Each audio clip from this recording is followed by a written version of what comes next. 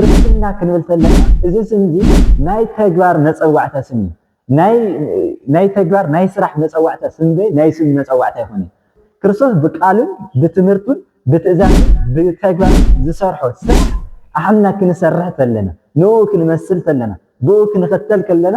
እንጽውዕ መፀዋዕታ ስም ማለት እዩ ነቢያት ዕላሞም ዝነበረ ክርስቲያን ንምዃን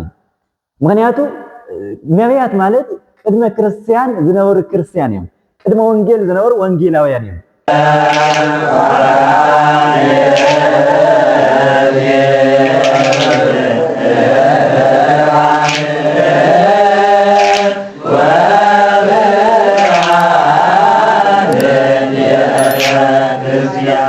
በስመ አብ ወወልድ ወመንፈስ ቅዱስ አሐዱ አምላክ አሜን።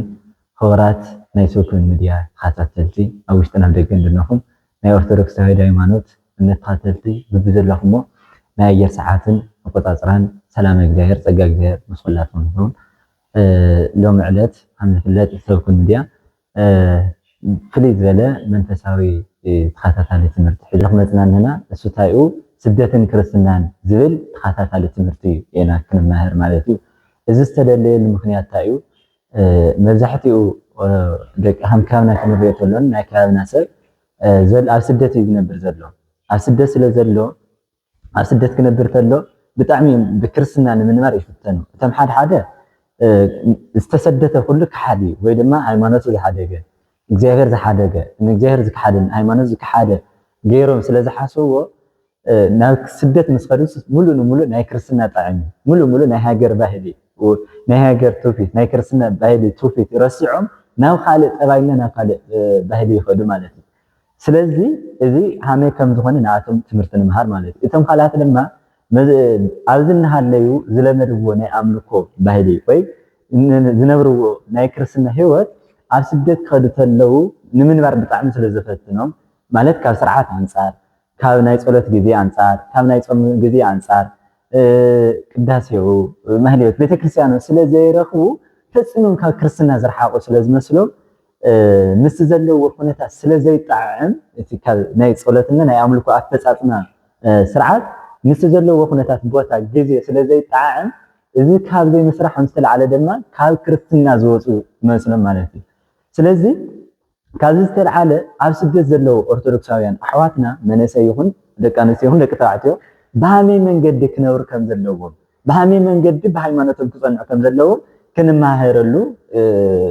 ኢልና ዝሓሰብናዮ መንፈሳዊ ተኸታታሊ ትምህርቲ ማለት እዩ። ስለዚ እዚ ትምህርቲ እዚ ቅድሚ ምጅማርና ንስኻትኩም ክትሰርሕዎ ዝግበኩም እንታይ እዩ ማለት ንስኻትኩም ጥራሕ ሰምዕኹም ክትተርፉ እንተይኮነ ነቶም ካልኦት ኣሕዋትና እውን ክትልእኹሎም ኣለኹም። ምክንያቱ እንታይ ብዋትስኣፕ ይኹን ቴሌግራም ይኹን ዝሓትዎ ሕቶ በቃ ካብ ጾም ኣፈጻጽማ አንፃር ካብ ጸሎት ኣፈጻጽማ አንፃር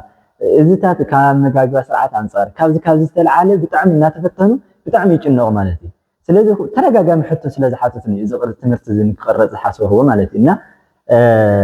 ስለዚ ስደትን ክርስትና እንታይ እዩ ዝብል ኢና ክንመሃር ማለት እዩ። ስለዚ ናይ ትምህርትና መልዕል ዝኸውን ድማ ሐዋርያው ቅዱስ ጳውሎስ ኣብ ዕብራውያን መልእክቱ ምዕራፍ 12 ቁጥሪ 2 ዝተናገረው ኃይለ ቃል ኣሎ። እሱ መበገስ ገርና መልዕል ገርና ክንመሃር ኢና ከምዚ ይብል ቃሉ ወነትልዎ ለፍጹም መልአክነ ኢየሱስ ክርስቶስ ዘተአገሰ ኀፍረተ መስቀል ወመነና ለኀፍረት ንሓፍረት ዝነዓቃ ናይ መስቀል መከራ ዝተዓገሰ ንፍጹም ሓለቃና ኢየሱስ ክርስቶስ ንከተሎ ንኡ ንምሰሎ ይብል ማለት እዩ። ስለዚ እዚ መሰረት ገርና ናይ እዚ ኃይለ ቃል እዚ መሰረት ገርና ኢና ስለ ስደትን ክርስትናን ክንመሃር ማለት እዩ። ስለዚ ኣብዚ ናይ መጀመርያ ክንሪኦ ዝግበልና እንታይነት ስደትን እንታይነት ክርስትናን ኢና ክንሪኦ ናይ ክርስትና ትርጉምና ናይ ስደት ትርጉም ኢና ክንሪኢ ማለት እዩ። ምክንያቱ ክርስትና ክበሃል ተሎ እንታይ ማለት እዩ?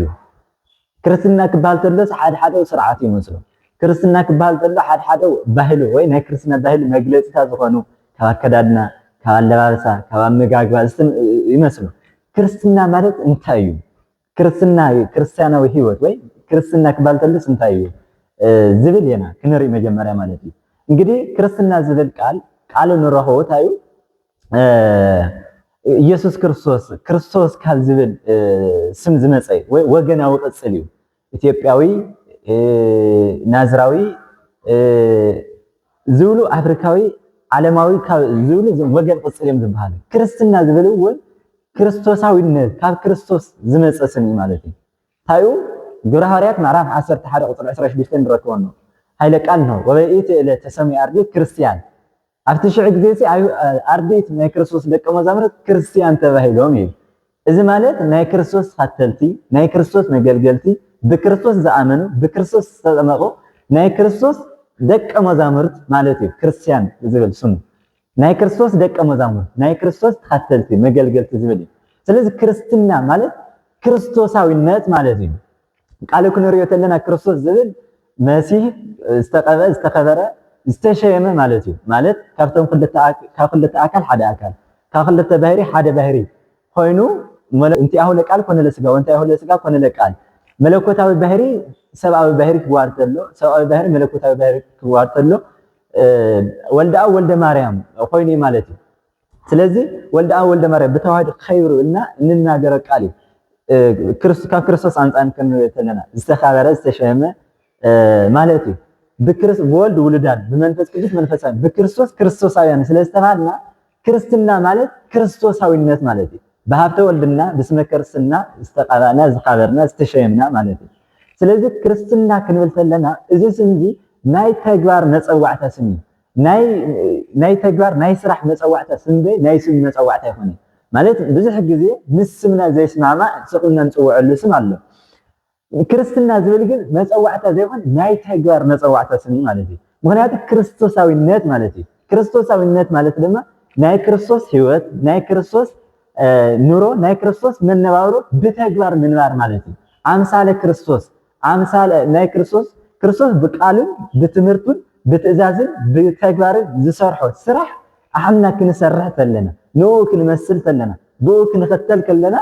እንፅውዐሉ መፀዋዕታ ስም ማለት እዩ ክርስትና ማለት ኑሮ እዩ ናይ ክርስትና ኣስተምህሮ ኮነ ናይ ክርስትና ኣገልግሎት ኑሮ እዩ ህይወት እዩ ህይወት ዘይኮነ ናይ ክርስትና ኣስተምህሮ ህይወት ዘይኮነ ናይ ክርስትና ኣገልግሎት ህይወት ዘይኮነ ናይ ክርስትና ህይወት የልና ማለት እዩ ታዩ ኩለመና ክርስትና ታይ ህይወታውነት እዩ ኣብ መንጎ ፈጣርን ፍጡርን ኣብ መንጎ እግዚአብሔርን ፍጥረትን ዘሎ ጸጋዊ ዘለዓለማዊ ተዋህዶ መሰረት ዝገበረ ክርስትና ክንብሎ ንኽእል ማለት እዩ ምክንያቱ ክርስትና ክባል ተለሲ ትምህርቱ ጥራሕ አይኮነን አገልግሎቱ ጥራሕ እውን አይኮነን ወይ ድማ ክርስቶስ መማን ወይ ብስላሴ መማን አይኮነን ታዲያ ምስ እግዚአብሔር ክንራኸብ ተለና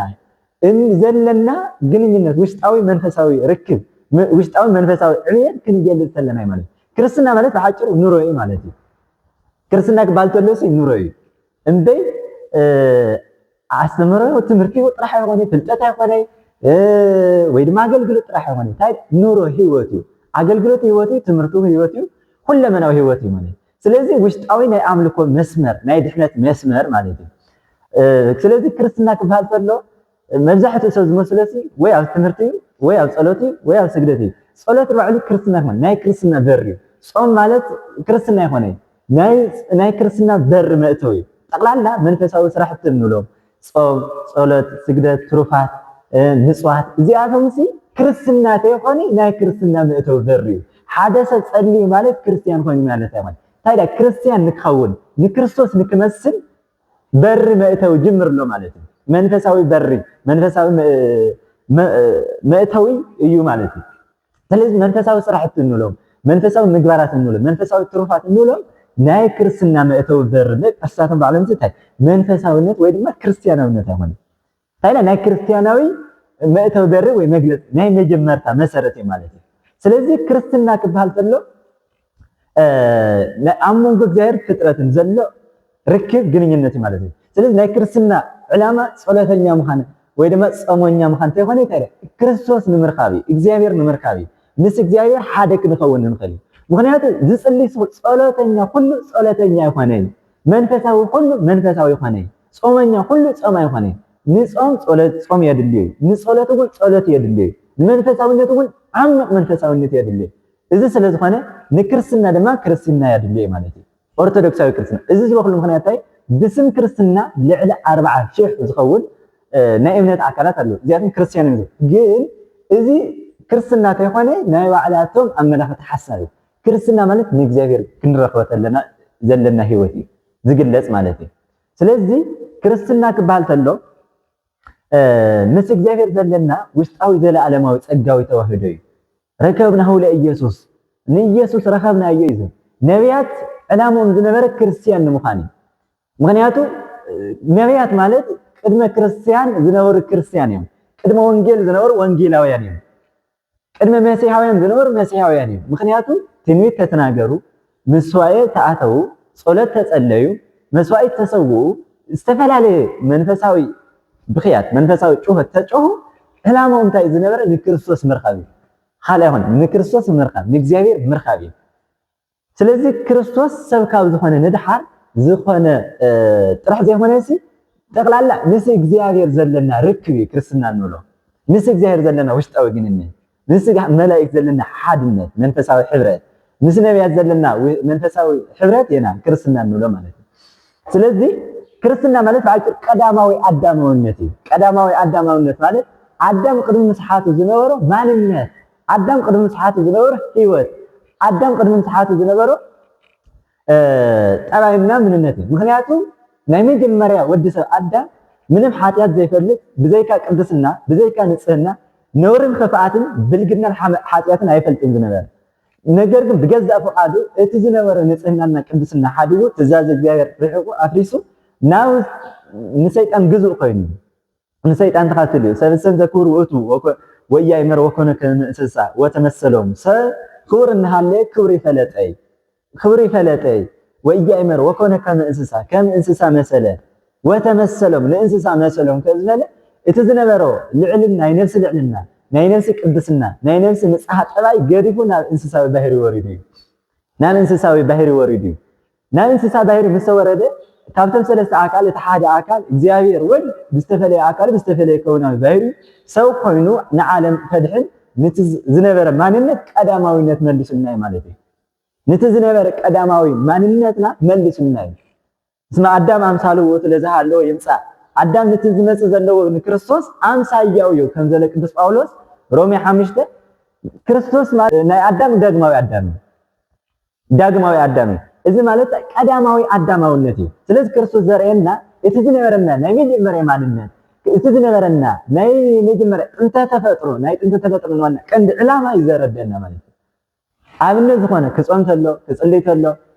ክሰግድ ተሎ ኣብ መስቀል ስጋው ቀሪሱ ደሙ አፍሲሱ ንዓለም ቤዛ ከውን ተሎ እዚ ሁሉ ደማ ብጎን አርአያነት አለ ማለት ኣብነት አለ ተመሰልከ ተምሃሩ ምኒ ታአነ ተምሃሩ ንአነ ምሰሉ ነው ትሉውን ይተኸተሉኒ እናበለ ከም ዝገለጾ እዚ ታዩ አዳማዊነት ቀዳማዊ አዳማዊነት ይዘረደና እቲ መጀመርያ አዳም ኮነ ዝግቦ እቲ ናይ መጀመርያ ፍጥረት እቲ ናይ እግዚአብሔር ፍጥረት ንጉሰ ፍጥረት አዳም ኮነ ዝግቦ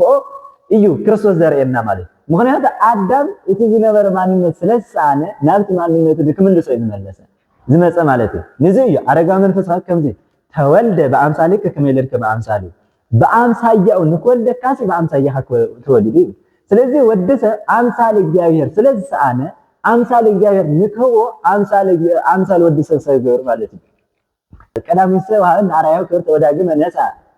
አራያን ህስርተ መጀመሪያ አምሳልነቱ ዝኸበረት አምሳልነቱ ሃበና ድሕረው ግን ዝተዋረደ ባህሪና ገንዘ ገይሩ አኽብርና ይብል ቅዱስ ጎርጎርዮስ ማለት እዩ ስለዚህ ታይ ክርስትና ክባል ተሎ ምስ እግዚአብሔር ዘለና ርክብ ምስ እግዚአብሔር ዘለና ሓድነት ምስ እግዚአብሔር ዘለና ውሽጣዊ አምልኮአዊ ጸጋዊ ውህደት እዩ ክርስትና እንብሎ እንደ ጾመኛነት ወይ ጸሎተኝነት ወይ አካዳድና ወይ አባለባሳ ወይ አመጋግባ አይሆነ እዚ ክብል ተለኹ ብችግር ጊዜ ማለት ይበር ኦርቶዶክሳዊ ዝኾነ አለባበሳ ኦርቶዶክሳዊ ዝኾነ አመጋግባ ክርስቲያናዊ ዝኾነ አለባበሳ ይሃሊ ማለት አይሆነ ነገር ግን እዚ ክትፍጽሙል አብዘይ ትኸሉ ጊዜ ግን ክርስትናኩም ሓድኩም ማለት አይሆነ በዋናነት ክርስትና ማለት ምስ እግዚአብሔር ምርካብ ማለት እዩ ምስ እግዚአብሔር ምርካብ ምስ እግዚአብሔር ሓደ ክንኾን ተለና ማለት እዩ ምስ እግዚአብሔር ሓደ ክንኾነሉ መስመርና ክንዳልይ ስፈልጥ መዛሕቱ ጸሎተኛ ሆነ ካብ እግዚአብሔር ዝተፈለየ ያለው ጾመኛታት ሆነ ካብ እግዚአብሔር ዝተፈለየ ያለው ስለዚህ ታይ ክርስትና ማለት ውሽጣዊ መንፈሳዊ ግንኙነት ስለዝኾነ ፍቅር እዩ ማለት እዩ በቃ ፍቅር ዘይሆነ ናይ ክርስትና አስተምሮ የለን ፍቅር ዘይሆነ ናይ ክርስትና ህይወት የለን ታይ አሞንጎ ፍቅር ቢጽን ፍቅር እግዚአብሔር ዝተመስረተ ዘልዓለማዊ ህይወት እዩ ዘልዓለማዊ ዕረፍቲ ክርስትና ነው ለማለት እዩ ስለዚህ ናትና ዕላማታ እዩ ክርስቲያን ንምዃን ናይ አገልግሎትና ድኻም ናይ ትርፋትና ድኻም ናይ ስራሕና ድኻምና ታይ እንደኽመ ዘለናስ ክርስቲያን ምዃን ማለት ስለዚህ ክርስትና ደማ ዘይሃልቅ ዘይቋረጽ ዘልዓለማዊ ጉያ እዩ ማለት እዩ ቅዱሳን ብዝተፈላለየ መንገዲ ገሊፆም ብጉያ መንገዲ ገሊፆም ምክንያቱ ክርስቶስ መንገዲ ስለ ዝበለ ባዕሉ ብክርስቶስ ምጓዓዝ ስለ ዝኾነ ኣብ ክርስቶስ ምንባር ስለ ዝኾነ ኣብ እግዚአብሔር ምንባር ስለ ዝኾነ ዘለዓለማዊ ጉያ እዩ ማለት እዩ ስለዚ ክርስትና ክባል ተሎ ሓደ ዓቂበ ህግ ሕገ እግዚአብሔር ምፍፃም ማለት እዩ ሕገ እግዚአብሔር ትእዛዛት እግዚአብሔር ፍቃዳት እግዚአብሔር ምፍፃም እዚ ካልኣይ ድማ ነቢረ ህግ ብሕገ እግዚአብሔር በፈቃድ እግዚአብሔር ምንባር ማለት እዩ ሳልሳይ መልእልተ ህግ መልእልቲ ኣወይነሰ መልእልተ ህግ ምንቱ ካብቲ ዝተፅሓፈ ሕጊ ንላዕሊ ምዃን ማለት እዩ እቲ እስመ ህግ ዝሰራዕ ንሓጣን ሕጊ ዝተሰርዐ ንደካማታት ንሓጢያት ስለዚ ክርስቲያን ማለት ድማ ፍጹምነት ስለ ዝኾነ ካብ ሕጊ ንላዕሊ ካብ ሕጊ መጽሓፍ ቅዱስ ንላዕሊ ህይወት ክንደካ ኣለዎ ማለት እዩ እሱ ክርስትና ክባል ዝኽእል መጽሓፍ ቅዱስ ጥራሕ ክንውሰን እንተይኮነ ካብቲ ዝተፅሓፈ እውን ንላዕሊ ክንኾን ኣለና ማለት እዩ ምክንያቱ ሕጊ ዝተፅሓፈ ንደካማታት እዩ ደቂ ሰባት መጀመርያ መጽሓፍ ቅዱስ ኣይነበረን ካብ ድኽመትና ዝተልዓለ ካብ መንፈሳዊ ውርደትና ዝተልዓለ ዝተዋሃበና መጽሓፍ ቅዱስ እንታይ ድኽመትና ሓገዝ ኮነና እስመ ህግ ወሃበ ረድኤት ንሓገዝ ንልቡና ሓገዝ ንኸውን መጽሓፍ ሃበ ትእዛዝ ሃበ ከም ዝበለ መጀመርያ ደቂ ሰባት ዝነበሩ ብኣእምሮ ጠባይ ብሕገ ልቡና እዩ ዝምራሕ ዝነበረ ማለት እዩ ስለዚ ሓደ ሰብ ክርስቲያን ክኾን እንተሎ መጀመርያ ሕገ እግዚአብሔር ይሕሉ ካብኡ ብሕገ እግዚአብሔር ይነብር ብሕገ እግዚአብሔር ምሕላው ካሊእ ምንባር ካሊእ ምንባር ማለት ኣጻልነት ዘለዎ ዘየቋረፅ ተጋድሎ እዩ ናይ ክርስትና ማለት ናይ ጦር ሜዳ ናይ ኩናት ዓውዲ እዩ ማንነትካ ልብኻ ሜዳ ገይርካ ምስ ዓርስኻ ትገብሮ ተጋድሎ ምስ ካልኦት ትገብሮ ተጋድሎ ዓርስኻ ምሽናፍ ዓርስኻ ምግዛእ ስለ ዝኾነ ክርስትና እንብሎ ስለ ዝኾነ መጀመርያ ዓቅለ ህግ ካልኣይ ድማ ነቢረ ህግ ሳልሳይ መልእልቲ ህግ ማለት እዩ ካብኡ መልእልቲ ህግ ክኾን ተሎ ካብ ሕጊ ንላዕሊ ክኾን ተሎ ዘመደ መልኣክ ይኾን ማለት እዩ ሰመዮ መልኣክ ዘበእንተ ንጽሁ ስለ ንጽህናው መልኣክ ይብሎ ማለት ስለ ንጽህናው ካብኡ ሓሊፉ ድማ ከም መላእክት እውን ክበልጥ ይኽእል እዩ ሰብ ብክርስትና ህይወት ክነብር ተሎ ማለት እዩ ብክርስትና ህይወት ክነብር ተሎ ሕጊ ይፍጽም ብክርስትና ህይወት ክነብር ተሎ ዓቃቤ ህግ ነባሪ ህግ ብሕጊ ይነብር ብሕገ እግዚአብሔር ፍቃድ እግዚአብሔር ይነብር ካብኡ ሓሊፉ ድማ መልእልተ ህግ ክኾን ይኽእል ካብቲ ዝተፅሓፈ ሕጊ ንላዕሊ ክኾን ይኽእል ማለት ካብኡ ሓሊፉ እንታይ ዘመደ መልኣክ ከም መላእክቲ መሲሉ ካብ መላእክቲ እውን በሊፁ ልክዕ ኣቡነ ዘካርያስ መልኣክ ዕቃቤኡ ንኣቡነ ዘካርያስ እናሓለወ ግዜ እንታይ ዝበለ ተሰውርዎ ድሕረውት መልኣክ ናይ እግዚአብሔር ኣመልኪቱ በይዛኻ ትገለፀሉ በልው ናይ እግዚአብሔር ኣመልኪቱ እንታይ ሰብ ካብ መልኣክ ክበልጥ ይኽእል እዩ ካብ መልኣክ ብምንታይ ብንጽህና ብቅድስና እዩ ማለት እዩ ምክንያቱ ሰብ ማለት እንስሳዊ ባህሪ ዘለዎ መልኣካዊ ባህሪ ዘለዎ ማለት ስለዚ መልኣካዊ ባህሪ ክኸውን ይኽእል ካብ ሓሊፉ ኣምሳል እግዚአብሔር ክኸውን ይኽእል ስለዝኽእል ክርስትና ማለት ዕላማኡ ዓሚቕና ርሑቕ ሚስጥር እዩ ዘለዎ ምናልባት ግልፂ የኾነ ትጀምር ንምግላፅ ብጣዕሚ ከቢድ እዩ ክርስትና ዝግለጽ ብክርስትና እዩ ማለት ብኑሮ እዩ ምክንያቱ ኑሮ ስለ ዝኾነ ምንባር ስለ ዝኾነ መናወሮ ስለ ዝኾነ መናወሮ ድማ ብምንባር ኢና ክንገልጾ ማለት እዩ ስለዚ ክርስትና ክንብል ተለና ዝሮ ዝሮ ብዝተፈላለየ መንገዲ ኢና ክንፍጽሞ ንኽእል ዕላማው ሓደ እግዚአብሔር ምርካብ ይኻል ይኾነ ዕላማው ባሕታዊ ተኾነ ነቢይ ተኾነ መናኒ ተኾነ ካህን ተኾነ ንጉስ ተኾነ ምን ተኾነ ኩሉ እንታይ እግዚአብሔር ንምርካብ እግዚአብሔር ንምርካብ ምንም ካልእ ድኻም ይብሉ እግዚአብሔር ንምርካብ ስለ ዝኾነ ወዲ ሰብ ድማ ብውሽጡ ብዘለዎ ውሽጣዊ ንቕሓትና ውሽጣዊ ተበግሶ ዓርሰ ተበግሶ ንእግዚአብሔር ክረኽቦ ይኽእል እዩና ስለዚ ንእግዚአብሔር ትረኽበሉ መስመር እዮም ክትእልሽ ዝግበኩም ኣብ ስደት ዘለኹም ኦርቶዶክሳውያን ኣሕዋትና ስደት ከቢድ እዩ ስደት እዚ ይኹም እንተይኮነ ካብ ክርስትና ክትርሕቁ ክርስትና ማለት ንእግዚአብሔር ምርኻብ ስለ ዝኾነ እግዚአብሔር ኣብ ዘይብሉ ቦታ ስለ ዘየለ ኩሉ ግዜ እግዚአብሔር ክትነብሩ ይግባእ ማለት እዩ ስለዚ ክርስትና እዚ ይመስል ማለት ካብ ጠባያት ክርስትና እንታይ ዓይነት እዩ ናይ ክርስትና ጠባይቱ እንታይ እዩ ክንብል ከለና ሓደ ዘለዓለማዊ ክርስትና ማለት ዘለዓለማዊነት እዩ ምክንያቱ ንሮኡ ጀምርና እንሓድጎ ወይ ድማ ማእኸል እንተይኮነ ብምጅም ጀማርነት ዘለዎ መወዳእታ ዘይብሉ እዩ ጠባይ ክርስትና ማለት እዩ ኣብዚ ዓለም ንጅምሮ ኣብቲ ላዕለዋይ ዓለም እውን ብምንባር እንቐፅሎ ነገር እዩ ምክንያቱ ናይ ምስቲ ዘለዓለማዊ ህይወት ናብራ ኢና ኣብዚ ክንጅምር ዘለና ማለት እዩ ኣብዚ ክንጸልይ ከለና ኣብዚ ክንጾም ከለና ኣብዚ ተፈለይ መንፈሳዊ ትርፋት ክንሰርሕ ከለና ኣብቲ ላዕለዋይ ዓለም ክልየና ዝኽእል ህይወት ኢና እንለማመድ ዘለና ማለት እዩ እንለማመድ ዘለና ካልኣይ ድማ ሓደ ማለት ብዙሕ ትርፋት ክልይ ይኽእል ብብዙሕ መንገዲ ኮን ውስተ ቤተ ዓብዮ ብዙሕ ማይደር ከም ዝበሎ ኣብ ናይ ቦይ ገዛ ብዙሕ ገዛ ኣሎ أمزله ناي كرسنا برو بزحي إلا ما وجن حادي مالت سمايت النت سمايت تخونا نكرسيان مخاني بكرسنا يو باهتاوي تخونا كرسيان مخاني على ما هو بحادن حادي حانتن حادي تتوسلوا كرسيان مخاني إلا ما هو حادي إجزاير نمركابي بك كرسنا مالت إجزاير نمركابي قدسنا بل من تسامن نتبلو زل على ما هي وتبلو إجزاير مركابي مالت إذا سلز خونا مركب برو دمنا بزحي تبيه إجزاير أنت بزحي داريها سلام سجاوي سلام وانجيل حبرة تجادلوا بزح يوزل. لذي نهاية تجادلوا مسمر بزح سلام خانة بستفعل عليه من جدي كن الجادل نخلينا مالي. جن علمانا جن تايوز خان حادي سلام خانة سلذي إذا كابتي لماذا وكرسنا وصلنا أفتحك إننا أفتوش تاوي عملكو كنا أتوي جبنا مالتي أفتوش كنا أتوي جبنا مالتي سلذي قاتالي سدت زبل كنرينا مالتي سلذي لما جن زرنايو كرسنا مالك وشتاوي زل عالماوي مس إجزاهر زلنا ركبنا زل عالماوي ناي من نوارو هيوت وي زل عالماوي هيوتي كرسنا نولا نورويو أمبي تمرت ترحي هوني أقلقل ترحي هوني مناته تمرت خوينو نور زي هوني هيوت زي هوني له صراحة خوينو أو أقلقل خوينو نور زي هوني سلزلو كرسنا مالك كلهم آخر نوروي هيوتي مس إجزاهر منوار إجزاهر منوار